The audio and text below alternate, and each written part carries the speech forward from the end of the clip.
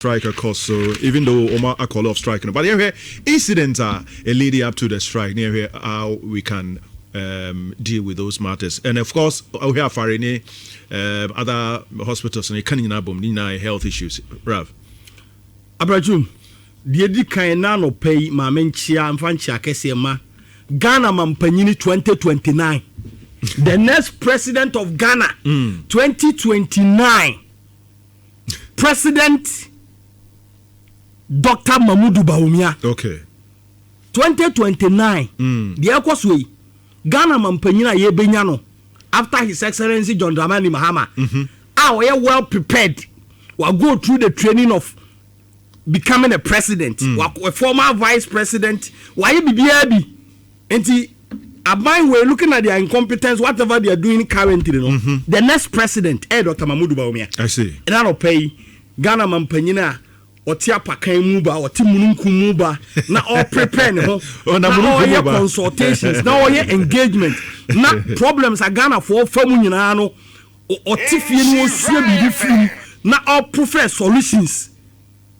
What are prefer solutions? Solutions osia or like or the nyina two or the two dwa all the be Ghana for na Dr. Mamudu Bawumia ti na no pay mampanyini me tia na no pay Nyankopon nhira o ma nkon abotre ni se o si dogana no fa sa abotre ni sa akoma na fa dogana na fa tranche na fa suade na mfomso a sa ban we ye ni nyina no yenim se o time na bi ntimi nsi na under you as the president of this country, you know, Ghana be ye de and machia Dr. Mamudu Bawumia wie no machia Dr. Matthew Poku Prempe Boba Omiano amon na podia na won kare.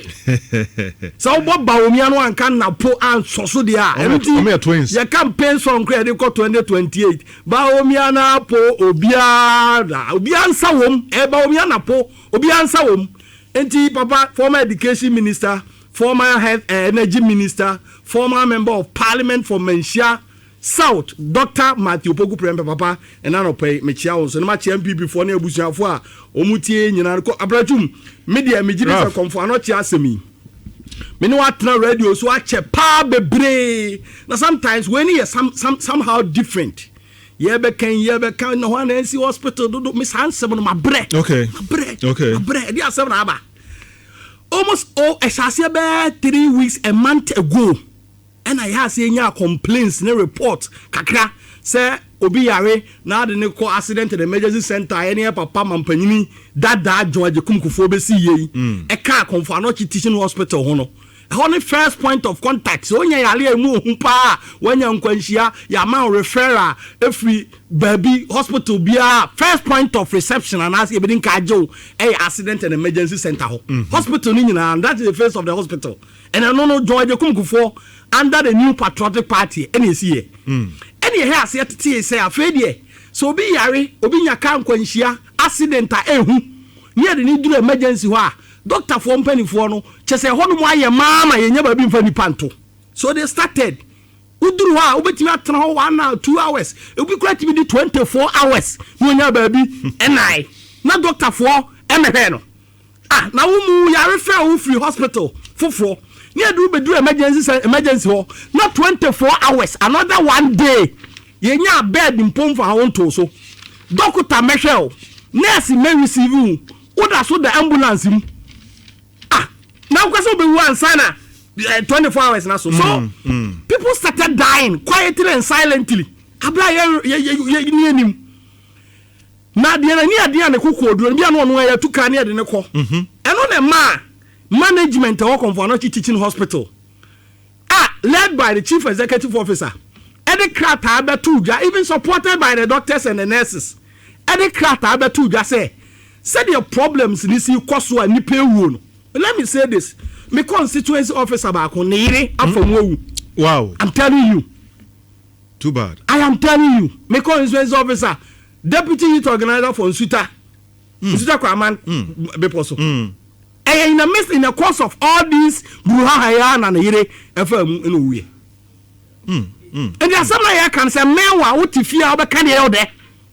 Now go hospital not 24 hours. You intimate receive hospital for and the management of Conformity Teaching Hospital. Doctors, nurses, any the CEO, ɛde krataa bɛto abɔntene sɛ ɔmo ayɛ nhyehyɛ sɛ hospitals nketewa aka no so obi duru hɔ no mame yɛmfa ne ma emergency center bio na yɛmfa ne nkɔ other satellite hospital na ɛno no mpo no ɔmo providing nurses and doctors to treat with them.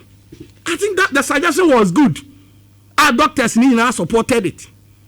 Any nansa ni nanu any it is Minister of Health say the decision they took say omo manfo emma facility one was wrong you know was suspend the CEO no me maka say nyame na me betra radio so akọ defend the CEO NDC CEO na nyame madwuma Minister of Health on one president appoint CEO NDC for me no talk how much who am I like a won yen same people ni be sorry about co defend the conference CEO NDC ni yet kroma there was a functioning CEO hardworking CEO Dr. Ademensa and who ye adwuma kama o seek support or the animonyam kese dia break conference teaching hospital aban we by also ye MPP ni to apam no akofa ni nua na de nyina ne chocho mucho na abetra na koba se health minister any CEO ko a me na me koka bi ma CEO dabi na emum so ye wadwe so NDC CEO a o kire beto wonim da wo no yade bebo wo a yeah enema conference doctors association kadafo no e the press statement e the ba wontene omukra de be kire nsem ni ye pa ma ye mu bi yete ase because ni agidi say CEO no kwa personal decision so ma ayalo for ma emergency center ho so conference teaching hospital doctors no e the press statement ba wontene be ka say almost support to CEO no decision na wa take no na asem wey kwabena wonya doctor mpo na we kuani we market woman now we somebody on the street as who said the CEO ne doctor for company for year it was the best how my ma okofro car na ya ma o si ntina metra car nim and out tell who cry na bibi na babo awu eti mu me nkopɛ ba bi fufu me mfa nipa ne nyere enko so it was the best. And a doctors you see there be say you are taking decision in the interest of the people in the region.